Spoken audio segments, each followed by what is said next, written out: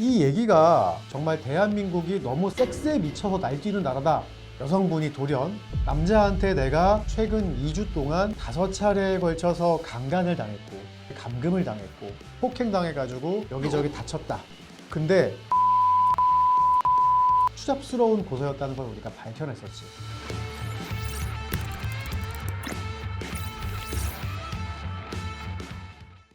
안녕, 형 법 좀 알려줘의 민규 형이야. 다들 잘 지냈지? 얼마 전에 내가 매불쇼에 게스트로 나갔다 왔어. 다들 매불쇼 아나? 최욱 씨가 진행하는 시사 프로그램인데 구독자 수가 한 160만 명 정도 되더라고. 거기에 이제 성범죄를 많이 한 변호사로 소개가 되어서 그날 이제 무고죄란 어떤 것인지, 무고의 사례는 뭐가 있는지, 그리고 최근에 정치권에서 입법을 추진했던 비동의 강간죄란 어떤 것인지에 대해서 아주 가열차게 토론을 하다 왔어. 혹시 관심이 있으면 여기 매불쇼 우리가 링크 걸어놓을 테니까 한번 가서 들어봐도 좋을 것 같아. 그날 매불쇼에 나갔는데 내가 사례를 되게 많이 준비해 갔거든. 왜냐면 우리 법무법인 안팎에서 수많은 무고의 성공 사례가 있고 또 강간이나 중간간으로 고소당했을 때 무혐의로 막아낸 사례들이 있는데 방송 시간이 생각보다 짧더라. 나는 좀 기다리고 있으면 이제 내가 말할 차례가 올 줄 알았는데 앞에 계신 변호사님들이 얘기를 하고 이제 얘기 좀 할까 하니까 아유 방송 종료하겠다고 해가지고 너무 아쉬웠어. 그래서 오늘은 매불쇼에서 내가 더 얘기하고 싶었지만 미처 못다했던 몇 가지 얘기들을 우리 유튜브를 통해서 이야기하려고 하니까 한번 관심 있으면 잘 들어봐줘. 첫 번째 사건은 이별 선물 사건이야. 이게 뭐냐면 남성분이랑 여성분, 남성분이 나의 의뢰인이었지. 그 두 명이 사귀면서 한 2년 동안 동거도 하는 사이였어. 그런데 여성분이 돌연 남자한테 내가 2주 동안 5차례에 걸쳐서 강간을 당했고 집에서 도망치지 못하게 감금을 당했고 폭행당해가지고 여기저기 다쳤다 라고 하는 범죄 사실을 꾸려가지고 고소장을 제출했던 사건이야. 하지만 실제로는 강간을 한 적이 없었어. 2년 동안 사귀던 사이였고 같이 동거하면서 두 분이 젊은 나이에 얘기를 들어보니까 하루 건너 이틀에 한 번씩 정도는 계속 성관계를 지속적으로 가져왔던 연인 사이였는데 돌연 갑자기 2주 기간 동안은 5번에 걸쳐 강간을 당했다고 하니까 우리 의뢰인분은 너무나 황당했었지. 얘기를 자세히 들어보고 증거를 수집해 보니까 여성분의 얘기와는 다르게 그 당시에 이제 이별의 이슈가 있기는 했대. 이별을 하자 말자 뭐 이런 얘기들이 있었고 남성분이 오히려 헤어지자고 먼저 말했는데 여성분이 다시 붙잡아가지고 같이 살자고 얘기하기도 했고 다시 동거를 하게 된 건데 여성분이 강간당했다고 고소를 하게 된 거지. 근데 이걸 우리가 어떻게 무혐의로 이제 받게 됐냐면 첫 번째, 강간 주장 일시 몇 시간 후에 전화로 서로의 업무나 건강을 염려하는 카카오톡을 주고받은 게 있어. 즉 여자가 2021년 12월 23일 17시경에 강간당했다라고 고소장에 적시했는데 실제로 그로부터 몇 시간 후에 건강하게 잘 지내자, 뭐 일 잘 되냐, 우리 뭐 헤어져도 서로 응원하자, 뭐 이런 일상적인 안부의 내용들이 있었던 거지.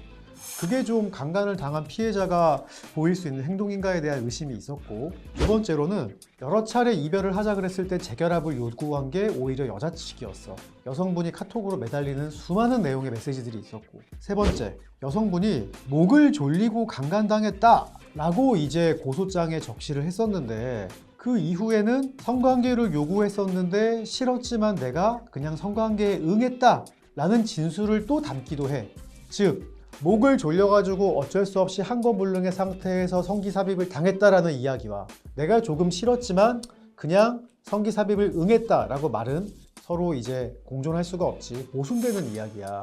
근데 이 두 가지 얘기를 그녀가 동시에 했어. 자기도 모르게 실언을 내뱉게 된 상황이어서 우리가 그 여성분의 거짓말을 밝혀낼 수가 있었어. 또 뭐가 웃겼냐면 이 사건은 여성분이 둘이 2년 동안 사귀었다 그랬잖아. 최근에 내가 강간당했다고 한 이야기는 자세히 기억을 못하는데 과거로 갈수록 그 기억은 더 선명하게 또렷하게 진술을 하더라고. 보통은 반대지. 옛날 일이 잘 기억이 안 나고 최근으로 올수록 기억이 더 선명하기 마련인데 이 여성분은 반대였던 거야. 즉 최근에 자기가 강간당했다라고 말하는 부분을 거짓말로 수사기관에 이야기하다 보니까 자기가 말이 막히면 기억이 잘 안 난다라고 거짓말할 수밖에 없었던 거고, 그러한 부분들도 우리가 그녀의 진술의 신빙성이 매우 낮다라는 것을 이야기하는데 주된 변론 포인트로 사용했었어. 그녀가 그러면 왜 고소를 했을까? 알고 보니까 이 여자가 무슨 동호회를 나갔어. 거기서 만난 남자를 좋아하게 된 거야. 그래서 바람을 피웠어. 바람을 피워서 그 남자랑 이제 환승해서 연애를 하고 싶었는데, 그런 와중에 이별에 대한 이야기를 주고받고 하던 와중에 환승을 하려던 남자가 이 여성분을 받아주지 않으니까 다시 붙잡아가지고 우리 의뢰인 남자분께 같이 살자고 이야기를 한 거지. 굉장히 추잡한 스토리이기는 해. 근데 그녀가 그 다른 남자를 만났다라는 정황을 우리가 알게 돼가지고 그거를 또 알릴 수가 있었어.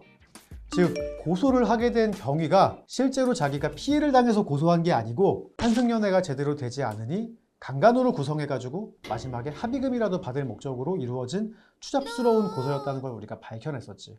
그래서 이걸 내가 명명하기를 이별 선물 고소라고 명명을 했었는데, 무고한 고소로 전 남자친구의 사랑에 먹칠을 하는 이러한 일들 정말 있어서는 안 돼.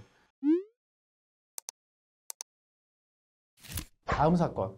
이거는 조금 다른데, 이거는 술집에서 있었던 사건이야. 불법인데 아직도 성매매가 이루어지고 있는 룸사롱들이나 노래방, 성적인 형태의 술집들은 여전히 성행을 하고 있고, 우리 의뢰인분은 이제 여성 접대부가 나오는 소위 말하는 룸사롱에 이제 놀러 갔대. 일행들이랑 술을 마시고 놀다가 이제 여성분이 화장실을 가고 싶다 그래가지고, 그래 같이 화장실 가자 그러고 문 밖으로 나와서 화장실에 갔고, 여성분이 화장실에서 나오자마자 갑자기 남자분을 손을 잡더니 저 옆방이 비어있는데 저 옆으로 가자라고 끌고 갔대. 그 옆방에 가서 성관계를 가지게 됐어.